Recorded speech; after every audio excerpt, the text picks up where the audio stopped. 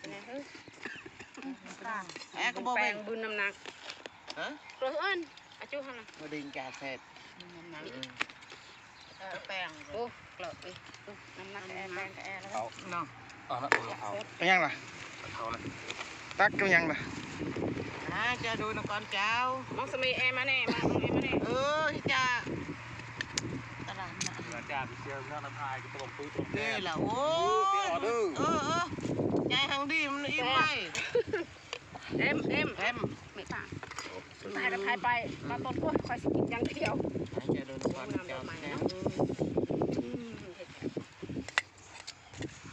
เอาอีก ซ่อนแน่ซ่อน ไอ้ที่ทำไมเอาจ้าจุ๊บเอามาหอม นะคะอาจิไอ้อยากไอ้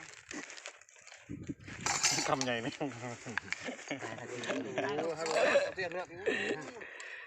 สิเป็นหยังล่ะ โอ้ยให้ผมมาเห็น